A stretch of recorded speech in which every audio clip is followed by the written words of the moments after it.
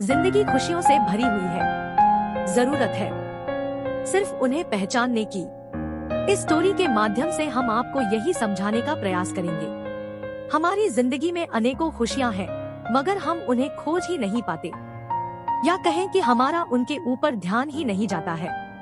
हम बिना किसी वजह के अपनी जिंदगी को बेकार समझते हैं। आपका समय हमारे लिए बहुत कीमती है, तो चलिए आपका ज्यादा समय न लेते हुए स्टोरी को शुरू करते हैं। यह स्टोरी है एक ऐसे लड़के की जो निराश था, हताश था। एक दिन उसे एक महात्मा मिले। लड़का महात्मा से बोला, महात्मा जी, मेरे साथ कुछ भी अच्छा नहीं होता है। जो भी मैं सोचता हूँ सब कुछ उसका उल्टा ही होता है।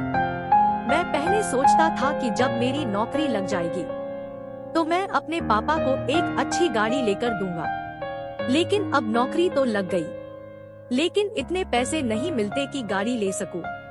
सोचा था कि अपने बच्चों को दूसरे देश में घुमाकर लेकर आऊंगा, लेकिन वह भी नहीं कर पाया। क्या करूं? कुछ समझ में नहीं आ रहा है। कुछ उपाय तो बताइए महाराज। महात्मा जी लड़के को एक फूलों के बगीचे में ले गए। उस बगीचे में बहुत ही सुंदर फूल थे। वहां ले जाकर लड़के से कहा कि तुम्हें बगीचे में से किसी एक फूल को लेकर आना है जो तुम्हें सबसे सुंदर लगता हो, लेकिन एक शर्त है, किसी भी फूल को तुम पीछे हटकर नहीं तोड़ सकते हो। जो तुमने एक बार पीछे छोड़ दिया तो वह समझो तुमसे छूट गया। लड़का बगीचे के एक कोने से फूल को चुनने के लिए शुरू करता है। उसे बहुत सुंदर फूल दिखाई दे रहे थे, लेकिन लड़का यह सोचकर आगे बढ़ता गया कि कहीं आगे इस फूल से भी सुंदर फूल होगा तो उसे तोड़ूंगा। लड़का आगे बढ़ता गया और लड़के ने अभी तक कोई भी फूल नहीं तोड़ा था। अब बगीचे में केवल कुछ ही फूल बाकी थे जो बिल्कुल सूखे हुए थे। अब लड़का शर्त के मुताबिक पीछे छोड़े हुए फूलों में से भी नहीं तोड़ सकता था। लड़के के पास सिर्फ एक ही विकल्प था कि वह इन सूखे फूलों में से ही किसी एक को तोड़े। लड़का एक सूखा हुआ फूल ही तोड़कर महात्मा जी के पास पहुंचा और सूखा हुआ फूल दिखाया। महात्मा जी सूखा हुआ फूल देखकर कहने लगे कि बगीचे में इतने सुंदर फूल थे और तुम एक सूखा हुआ फूल तोड़कर लेकर आए हो। लड़का बोला कि महात्मा जी, बगीचे में मुझे भी बहुत सुंदर फूल मिले थे, लेकिन और अच्छे फूल की चाह में उन सारे सुंदर फूलों को मैं पीछे छोड़ता गया। फिर बाद में केवल सूखे हुए फूल ही थे, जिनमें से मैं एक फूल लेकर आया हूँ। महात्मा जी लड़के को बगीचे में ले गए और समझाने लगे कि यह जो बगीचा है वो तुम्हारा जीवन है। जो सुंदर फूल है वह खुशियाँ है।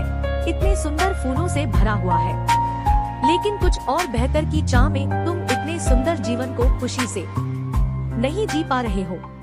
तुम्हारे माता पिता को किसी अच्छी गाड़ी से खुशी नहीं मिल सकती जो तुम्हारे साथ बैठकर खाना खाने से मिल सकती है।